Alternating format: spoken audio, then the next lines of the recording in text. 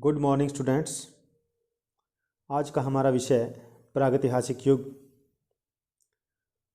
अखेटक संग्रह पर केंद्रित रहेगा। तो आइए हम जानते हैं प्रागैतिहासिक काल के बारे में।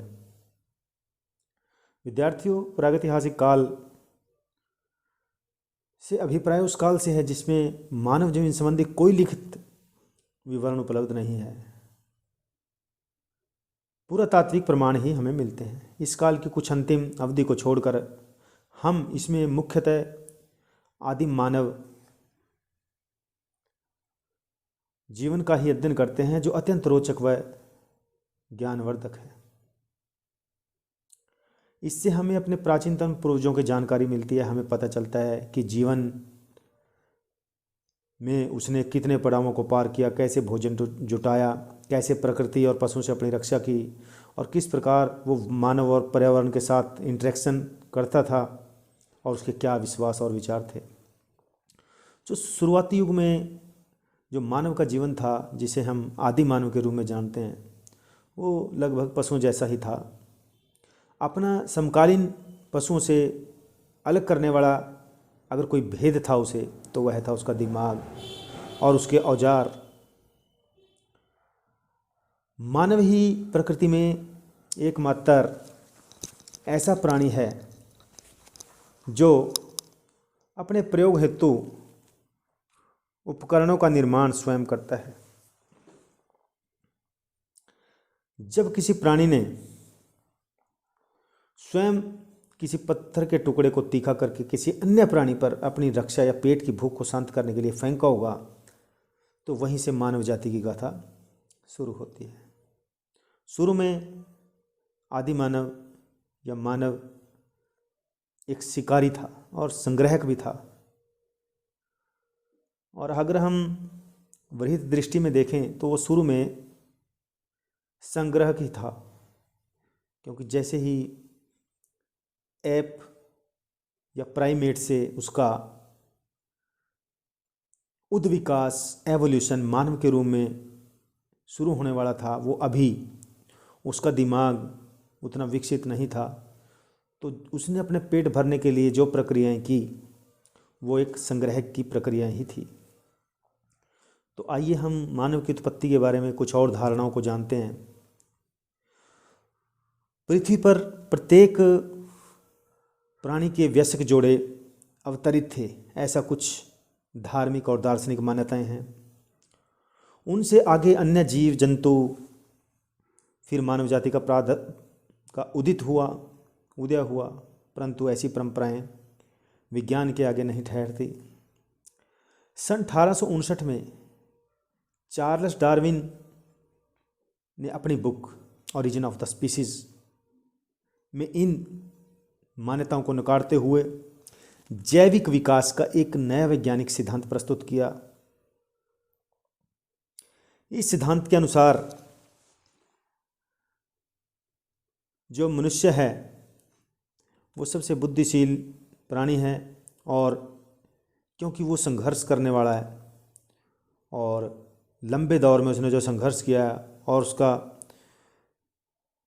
प्रोग्रेसिव एवोल्यूशन चल रहा है, उसी ने ये बताया कि जो प्रजातियां वातावरण के अनुकूल अपने आप को बना लेती हैं, वो जीवित रहती हैं, संघर्षशील रहती हैं, और अन्य प्रजातियां समय के साथ तालमेल न बिठाने के कारण खत्म हो जाती हैं। वैज्ञानिकों ने हमारी पृथ्वी की आयु 4 अरब 60 करोड़ साल बताई है, और इस पर पहले सूक्ष्म जीव की उत्पत्ति आज से लगभग 3 से 4 अरब साल पहले हुई। तो उसके बाद अरबों वर्षों की जैविक प्रक्रिया चलती रही।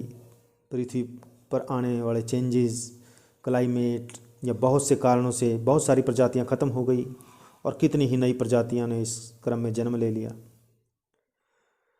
इसी विकास क्रम में आज से 40 लाख साल पहले 2 पांवों पर चलने वाला होमिनिड अस्तित्व में आया, जिसे हम मानववत प्राणी कहते हैं। तो ऐसे मानव पूर्वजों के जो फॉसिल्स हैं वो अफ्रीका महाद्वीप की कई नदी घाटियों में प्राप्त हुए हैं। जो फॉसिल विज्ञानी हैं वो मानते हैं कि मानव के पूर्वजों में सबसे नज़दीकी प्राणी ऑस्ट्रेलोपिथेकस अफ्रीकनेस प्रजाति से था। संभवतः पत्थर का टुकड़ा अपने हाथों से फेंक सकता था, लेकिन सोच विचार कर औजारों का निर्माण नहीं कर सकता था। आधुनिक नर मानव की कपाल क्षमता 1450 क्यूबिक सेंटीमीटर की तुलना में इस वन मानुष की कपाल क्षमता 50 क्यूबिक सेंटीमीटर थी। तो इस विकास क्रम में अगली कड़ी वह है जिसमें वन मानुष ने सोच समझ कर उपकरण बनाने शुरू किए और बस यहीं से मानव तब प्राणी से यानी होमिनिड से ह्यूमन बना देता है। तो इस क्रम में सबसे पॉसिबल चीज़ जो प्राचीनतम मानव प्रजाति होमो हैबिलिस थी, जिसकी कपाल क्षमता 700 क्यूबिक सेंटीमीटर थी। यह लगभग 26 लाख से 17 लाख साल पहले दक्षिण अफ्रीका के निवास करते थे। वह एक पत्थर से दूसरे पत्थर पर चोटें मारकर खंडक उपकरण बनाना जानते थे, यानी पत्थर के औजार बनाना ये वाली प्रजाति जानती थी, जिन्हें ओल्डोवान उपकरण कहा गया है। अब ओल्डोवाई जो है वो तंजानिया में पाई जाने वाली घाटी है, उसको ओल्डोवाई गोर्ज भी बोलते हैं। लगभग 20 साल पहले के ऐसे उपकरण भारत में मिले हैं। मानव विकास क्रम में अगली प्रजातियां रही हैं होमो इरेक्ट्स, निएंडरथल और होमो सेपियंस की। होमो इरेक्ट्स और होमो सेपियन के औजार भारत में मिले हैं, परंतु निएंडरथल भारत में आया या नहीं इसे लेकर विद्वान विश्वस्त नहीं हैं। अखेटक संग्राहक का मीनिंग, अखेटक शिकारी को कहते हैं और संग्राहक चीज़ों को इकट्ठा करने वाला होता है। तो अखेटक संग्राहक ये अवस्था उस अवस्था से है जिसमें मानव शिकार या अन्य पेड़ पौधों से प्राप्त खाद्य सामग्री से अपना जीवन यापन करता था। यानी ये दोनों प्रक्रियाएं मिल गई हैं, मिश्रित हो गई हैं कि अखेट भी करता है और संग्रहण भी करता है। इस युग में मानव खाद्य वस्तुओं का उत्पादन नहीं करता था, यानी न तो खेती करता था न ही पशुपालन। दुनिया में सभी जगह यह अवस्था मानव के आदिकाल से ही शुरू हो गई थी। मानव ने अपने अस्तित्व से लेकर 99% से भी अधिक हिस्सा इसी अवस्था में बिताया है। अखेटक संग्रह के औजार मुख्यतः पत्थर के बने हुए थे। इस दीर्घ अवधि में वह अपने औजारों को और भी अधिक कारगर बनाता रहा, परंतु इस पूरी अवधि में उसके औजार प्रकृति से खाद्य सामग्री प्राप्त करने में ही सहायक मात्र थे। यानी वो नेचर से संघर्ष कर रहा है अपने जीवन के संरक्षण के लिए। वो अभी प्रोडक्टिव नहीं बना, उसको उनसे उत्पादन को नहीं बढ़ाया जा सकता था। उदाहरण के लिए वह पाषाण जो उपकरण है या फिर लकड़ी के डंडे की सहायता से जंगली पेड़ पौधों के फल फूल पत्ते तोड़ सकता था, ज़मीन को खोदकर पौधों की जड़ें निकाल सकता था, या फिर अन्य औजारों से जंगली जानवरों को मारकर उन्हें चीर फाड़ कर खा सकता था। भारत में खाद्य संग्राहक या अखेटक संग्राहक अगर दोनों अवस्थाओं की बात करते हैं तो वो 20 लाख साल पहले जब से यहाँ मानव बसना शुरू हुआ तब से शुरू हो चुकी थी। यह अवस्था तब तक जारी रही जब तक मानव खेती और पशुपालन नहीं सीख गया, या यूं कहें कि जब तक नवपाषाण काल नहीं शुरू हुआ। इस दीर्घ अवधि जो 20 लाख साल से 10,000 साल पहले तक धरती की संरचना में कोई ज़्यादा बदलाव नहीं आते हैं, लेकिन वातावरण में जलवायु में बड़े भारी उतार चढ़ाव आते रहे। जीवन के लिए कठिनतम परिस्थितियां रही। इन कठिन परिस्थितियों में मानव ने जीव जंतुओं व वनस्पति के साथ स्वयं को निरंतर नए वातावरण के अनुरूप ढालते हुए एक दीर्घ जीवन यात्रा को तय किया है। इस यात्रा में मानव के मस्तिष्क, हाथ और उसके उपकरणों की मुख्य भूमिका रही। मस्तिष्क क्षमता विकसित हुई, हाथ अधिक कार्यकुशल बने, उपकरणों में और ज़्यादा धार आ गई। तो इस युग की विशेषताओं में जो है वो अभी शिकारी और संग्रहक ही रहा है।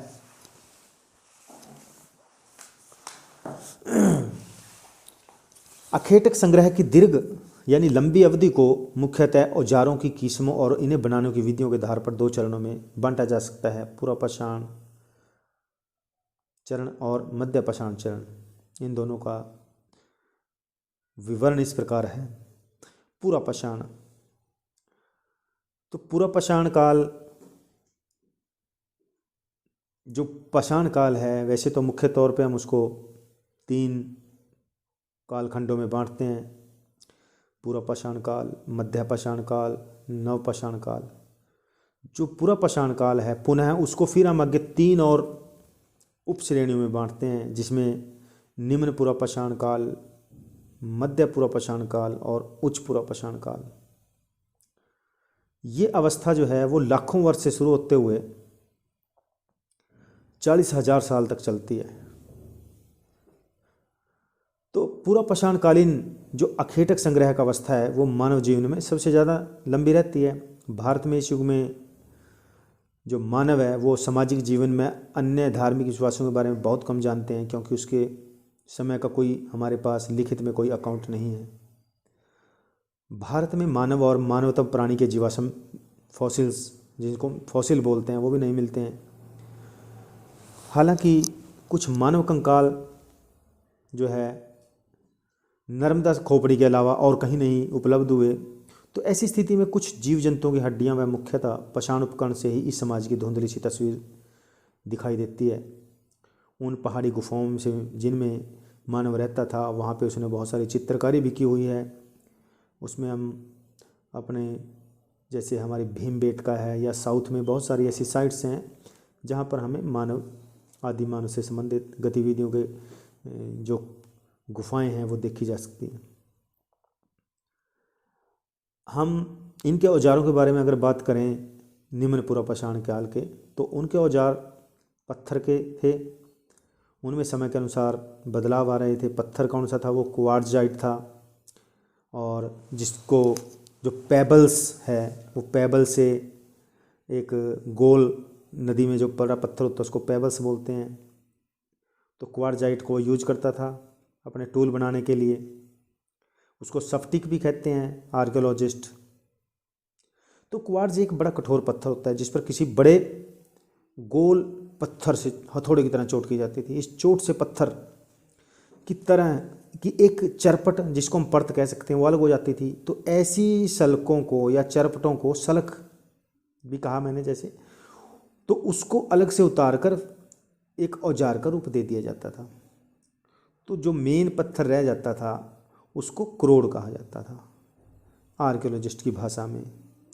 तो लगभग सारे पाषाणकालीन उपकरण या तो क्रोड़ हैं या फिर फ्लेक्स हैं, जिनको हम सल्क बोलते हैं। शुरू में क्रोड़ को एक टूल के रूप में यूज किया जाता था, और सल्क जो फ्लेक्स हैं वो बेकार पड़े रहते थे। लेकिन बाद में इन फ्लेक्स को भी औजार के रूप में प्रयोग किया जाने लगा, एक उन्नत तकनीक के रूप में। तो पूरा पाषाण काल में जो निम्न पूरा पाषाण काल है वो एक इनिशियल स्टेज थी मानव जीवन की, जिसमें वो चॉपर, चॉपिंग टूल्स, क्लीवर और हाथ की कुल्हाड़ियाँ, जिन्हें हम क्रमशः गंडासा, खंडक या जो हैंड एक्स है वो कहते हैं। तो विदारणी कुल्हाड़ी जैसा ही औजार था, लेकिन उसमें काम करने वाला सिरा कुल्हाड़ी की तरह चौड़ा नहीं था। ये मुख्यतः क्रोड़ उपकरण थे, मतलब क्रोड़ जो पत्थर को तोड़ के बनाए जाते हैं। इनका उपयोग शिकार करने किसी चीज़ को काटने के लिए किया जाता था। मध्य पूर्व पाषाण काल, इसमें टूल जो हैं पत्थर के वो आ जाते हैं। खुरचनी, जिसको स्क्रैपर कहते हैं, ब्यूरिन आ जाता है, तक्षणी कहते हैं, बोरर आ जाता है। तो ये सलक उपकरण थे, यानी फ्लेक टूल्स, जो छेद करने, काटने, छीलने के काम आते थे। इनसे किया जाता था पेड़ों की छाल, जानवरों की छाल वो उतारने के लिए काम होते थे। और इसके अलावा कुछ कंपोजिट टूल भी बनाए गए, संयुक्त, अब आ जाता है जो पूरा पाषाण काल है उसका सबसे अपर स्टेज, जिसको हम अपर पैलियोलिथिक स्टेज भी कहते हैं, उत्तर पूरा पाषाण काल या उच्च पूरा पाषाण काल। यह मध्य पाषाण काल से ठीक पहले का काल है। जैसे कि मैंने बताया कि लाखों साल से शुरू होते हुए ये 40,000 साल तक चलता है। यानी अब ये जो है मध्य पाषाण काल से ठीक पहले का काल है। इसमें भारी जलवायु बदलाव आते हैं और इस काल में मानव ने स्वयं को इन परिवर्तनों के अनुरूप ढालकर विकास को एक नई दिशा दी थी। इस पत्थर में कुछ औजार तो हड्डियों से बनाए जाने लगे थे। इनमें सुई और मछली पकड़ने के कांटे प्रमुख हैं, लेकिन इस युग की पहचान खास तौर से समानांतर धार वाले पत्थर के ब्लेड से होती है। इन्हें बैक्ड ब्लेड या चाकू ब्लेड कहा जाता है। यह किसी तरह को चीर फाड़ने के साथ साथ छोटे औजार बनाने के लिए भी उपयोगी था। इसके अलावा इस काल में मानव के औजारों में तक्षणियों का और खुरचनियों का भी बड़ी संख्या में प्रयोग होता है और अब औजार पहले की अपेक्षा कुछ हल्के और अधिक कारगर थे। अब हम बात करते हैं कि ये स्टेज जो है, इस स्टेज का मानव किन इलाकों में रहता था, उसका भौगोलिक विस्तार क्या था। तो अगर हम पूरा पाषाण काल के सबसे प्राचीन उपकरण जो हैं वो पंजाब, जो वेस्ट पंजाब है, जम्मू कश्मीर से वेस्ट में पड़ता है, वहाँ की घाटी जो पाकिस्तान में चली गई है, रिवात और सोन नदी है, वो वहाँ पर वो स्थल मिले हैं। ये लगभग 20 लाख साल पहले के हैं। ऐसे औजार हिमाचल प्रदेश की शिवालिक पहाड़ियों में मिले हैं और कुछ उपकरण ऐसे ही पब्बी पहाड़ियाँ जो सिंध क्षेत्र की रोहड़ी पहाड़ियों से मिले हैं, ये भी पाकिस्तान में है। और चेन्नई के पास अतिरमपक्कम और कर्नाटक की हुसंगी घाटी और महाराष्ट्र में नेवासा के लगभग 3,50,000 वर्ष पहले के टूल मिले हैं। और एक अति महत्वपूर्ण और एक विश्व विरासत स्थल जो भोपाल, जहाँ की नदी घाटी में जो भीमबेट का स्थल है, उसकी गुफाएं मानव जीवन के लिए बड़ी ही प्रसिद्ध स्थल रही हैं और जिसको हम आदर्श स्थल भी कह सकते हैं मानव जीवन के लिए रहने का। वो गुफाएं भोपाल से 50 किलोमीटर के करीब भीमबेटका में पड़ती हैं और इसी प्रकार राजस्थान में डिडवाना है, कई अन्य स्थलों से मानव बसेरे के हमें प्रमाण मिलते हैं। उत्तर पूरा पाषाण काल, जिसको हम उच्च पूरा पाषाण काल भी कहते हैं, इसके जो प्लेसेस हैं, स्थान हैं, वो मुख्यतः आंध्र प्रदेश का रेनीगुंटा, शोरापुर कर्नाटक, बागोर मध्य प्रदेश, बुध पुष्कर राजस्थान और बेलन घाटी जो मिर्ज़ापुर इलाहाबाद के इलाके में और चौपानो मांडो इत्यादि स्थान मिलते हैं। तो अगर हम शॉर्ट में बात करें तो सिंधु और जो गंगा यमुना का जो कछारी क्षेत्र है वो भारत के लगभग सभी पूरा पाषाण कालीय मानव के वहाँ पे हमें प्रमाण मिलते हैं। अब इस अवस्था के लोगों का जीवन कैसा था निम्न पूरा पाषाण के, जिसमें पूरा का पूरा हमारा तीनों काल आ जाते हैं जो कि पूरा पाषाण काल के अंतर्गत आते हैं, निम्न पूरा पाषाण, मध्य पूरा पाषाण और उच्च पूरा पाषाण। तो इनका जीवन जो था वो झुंड बनाकर ये एक स्थान से दूसरे स्थान पर घूमते रहते थे। खाना बदोशी नोमैडिक लाइफ थी इनकी।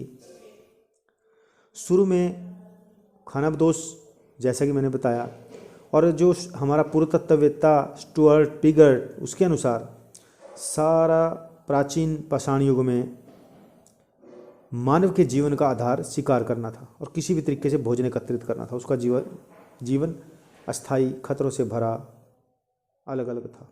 निवास स्थान की बात करें अगर, झोंपड़ी बनाना नहीं जानता था उस वक्त का मानव, प्रकृति पर निर्भर करता था।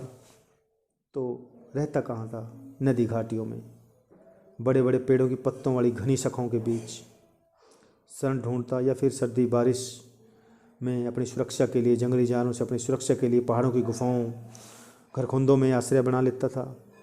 साथ में उन्हीं स्थानों के आसपास रहना पसंद करता था जहाँ उसके आवश्यकताओं की पूर्ति हो सकती थी, जैसे उसकी भोजन पानी की। इसलिए कोई संयोग की बात नहीं है कि भारत में जो तत्कालीन मानव के जो उपकरण हैं वो नदी घाटियों व गुफाओं में और उत्तर भारत के पहाड़ी की तराइयों में मिले हैं। असल में इन इलाकों में मानव के लिए जलवायु अधिक अनुकूल थी। पीने के लिए पानी था, वनस्पति थी और शिकार के लिए जीव जंतुओं का बाहुल्य था। पुरातत्वविदों ने कुछ ऐसी शैलाश्रयों, जिनको हम रॉक शेल्टर कहते हैं, आइडेंटिफिकेशन की है जिनमें इस युग का मानव रहता था। जैसे मैंने बताया, भीमबेटका एक बड़ा ही वर्ल्ड हेरिटेज साइट है जिसको कोई भी प्राचीन भारतीय इतिहास का विद्यार्थी देखनी चाहिए उसको, ये साइट। तो विद्वानों का विचार है कि इस युग के अंतिम दौर में मनुष्य में आर्टिफिशियल जो हैबिटेशन है वो अभी बनाने की उसकी क्षमता आ चुकी थी। इसका निश्चित साक्ष्य हमें भीमबेटका की एक गुफा के प्रवेश द्वार पर खड़ी की गई उस काल की एक दीवार जैसी बनावट से मिलता है। उल्लेखनीय है कि यूरोप और एशियाई रूस में इस कल्चर में जो कृत्रिम आवास निर्माण के और भी ज़्यादा स्पष्ट प्रमाण मिलते हैं। ये थी इस युग के मानव के आवास के बारे में। अब बात करते हैं भोजन के बारे में। इस युग के लोगों की खान पीन की आदतों के बारे में डेफिनेटली पता लगाना तो मुश्किल है। विद्वान मानते हैं कि मानव कभी प्रकृति का एक कमज़ोर प्राणी था, इसलिए वह फल फूल, विभिन्न प्रकार के पौधों के बीज या पशुओं को मारने के बाद उनका मांस खाता होगा। परंतु जब उसने अपने उपकरण बना लिए और उन्हें उपयोग में लाना सीख लिया, तब उसका जीवन शिकारी व खाद्य संग्रह के रूप में बदल गया। दोनों जो है वो क्रियाएं करता है। पूरा पाषाण युग की बस्तियों में मिली जानवरों की हड्डियों से पता चलता है कि लोग शिकारी और संग्रहक अवस्था में थे। लोग मुख्य रूप से भैंसा, नीलगाय, चिंकारा, बैल, हिरण, जंगली सूअर, बारहसिंगे, मछलियाँ, कछुए व अन्य प्रकार के पक्षियों, शहद व पौधों के फल फूल, बीज, पत्तों का भोजन करते थे। उल्लेखनीय है कि वे आग का प्रयोग जानते थे, लेकिन इसका प्रयोग अभी मात्र सर्दी से बचाव या जानवरों से रक्षा के लिए किया जाता था। अभी भोजन पकाना उसने नहीं सीखा था, ऐसा माना जाता है। अब बात करते हैं उसके पहनावे की। तो मानव शुरू में तो पशुओं की तरह ही नंगा रहता था, क्योंकि अभी मनुष्य में और पशु में कोई इतना ज़्यादा अंतर नहीं था। परंतु समय के साथ साथ उसकी प्रवृत्ति में बदलाव आया। वह परिवर्तन कब हुआ डेफिनेटली बताना संभव नहीं है, लेकिन क्यों हुआ ये बदलाव, इस बारे में अनुमान यही है कि संभवतः उसने सर्दी व धूप जैसी मौसम की मार से बचने के लिए ये शुरुआती वस्त्र धारण किए होंगे। अभी तक अन्य वस्त्र के कोई प्रमाण इस काल के नहीं मिले। वह पशुओं को की खालों और छाल पत्तों से अपने शरीर को ढांकता होगा। अब बात करते हैं उसके सामाजिक जीवन की। उस युग की कठिन जीवन परिस्थितियों में अकेले अकेले जीवित रहना तो बड़ा मुश्किल था, अतः अवश्य ही वह झुंडों में रहता था। मानव इतिहास में यह समूह जीवन ही सामाजिक संगठन का पहला रूप था, जो सबसे लंबे समय तक रहा। शिकारी खाद्य संग्रह काल अवधि में सुरक्षा के लिए ही नहीं, बल्कि भोजन जुटाने के लिए समूह अथवा झुंड में रहना जरूरी था। बड़े पशुओं का शिकार करना सामूहिक प्रयासों से ही संभव था। ऐसे समूहों अथवा झुंडों में कुछ पुरुष, स्त्रियां, बच्चे होते थे जिनमें प्रेम, वात्सल्य, ममता जैसे प्राकृतिक मानवीय भाव तो थे, परंतु पिता, भाई बहन जैसे संबंधों का एहसास शायद उनमें नहीं था। यह बहुत बाद में जब परिवार सामाजिक इकाई बनता है तब होता है। अब बात करते हैं उनके बिलीफ्स की, जो धार्मिक उनके विश्वास हैं। शुरुआती मानव विकास के दीर्घकाल में मनुष्य चेतना के विकास के फलस्वरूप ही विश्वासों व अंधविश्वासों की शुरुआत हुई। बात अटपटी लगती है, क्योंकि आज चेतना के विकास अथवा वैज्ञानिक सोच से अंधविश्वासों का आधार टूट रहा है, लेकिन उस युग के मानव में सोचने विचारने की बढ़ रही क्षमता के कारण ही ऐसे विश्वास बने थे। उल्लेखनीय है कि विश्वास अथवा अंधविश्वास पशु जगत में देखने को नहीं मिलते। जब मानव ने अपने साथी के मरने पर यह सोचा कि इसे क्या हो गया, जब यह उठेगा तो इसे खाना कहाँ से मिलेगा, तभी उसके विश्वासों ने जन्म लिया होगा। ठीक ठीक रूप में मानव के विश्वास क्या थे कहना संभव नहीं है। कुछ इस संदर्भ में संकेत मिलते हैं। मध्य प्रदेश के बागौड़ में नामक स्थान से अनगढ़े पत्थरों के बनाया हुआ छोटा सा टीला मिला है, जिसके नीचे से विभिन्न रंगों से रंगा हुआ एक बलुआ पत्थर रखा मिला है। तो विद्वानों के अनुसार यह किसी देवता का सांकेतिक प्रतिनिधित्व करता होगा।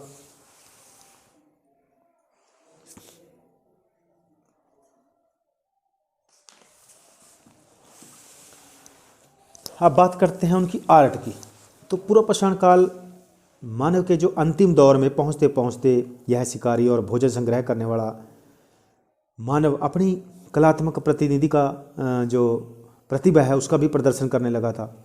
वह जिन गुफाओं में रहता था वहीं पर वह अपने कुछ प्राकृतिक चीज़ों से चित्रकारी करने लग जाता है, और जो दृश्य वो अपने जीवन में देखता है उन्हीं चित्रों को वो उन गुफाओं पर उकेरता है, जैसे जानवरों के चित्र और लड़ाई करते हुए पशुओं के चित्र और इसी प्रकार के अन्य चित्र या उसके व्यक्तिगत जीवन से संबंधित चित्र। तो संक्षेप में हम कह सकते हैं कि भारत में मानव की उपस्थिति प्राचीन काल से आगे हर युग में दिखाई देती है।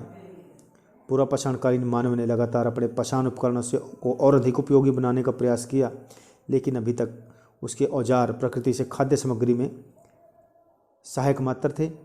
वह अखेटक संग्राहकी था। उसका जीवन कठिनाइयों से भरा हुआ था। मनुष्य का संघर्ष प्रकृति से था। तो ये तो आज का हमारा जो टॉपिक था, जिसमें प्रागैतिहासिक युग, जिसमें अखेटक संग्रहक अवस्था के बारे में हमने जिक्र किया और पूर्व पाषाण की तीनों अवस्थाओं के बारे में जाना, और जिसमें मैंने कुछ आपको साइट्स बताई हैं, जैसे मध्य प्रदेश की भीमबेटका और जो भोपाल से 50 किलोमीटर दूर, और इसी प्रकार जो स्वात घाटी पाकिस्तान में पड़ती है वहाँ की सोन घाटी, इसी प्रकार दक्षिण में जो होसंगी कर्नाटका में करनूल हैं, और इसी प्रकार के अन्य साइट्स हैं जो मानव जीवन की कहानी हमें बताती हैं। तो मैं चाहूँगा कि आप इतिहास के विद्यार्थी होने के नाते अगर आपको मौका मिले तो आप इन साइट्स को देखने जाएं, और साथ ही इससे संबंधित और सामग्री आप रेफरेंस बुक से पढ़ें। तो धन्यवाद छात्रों। ओके।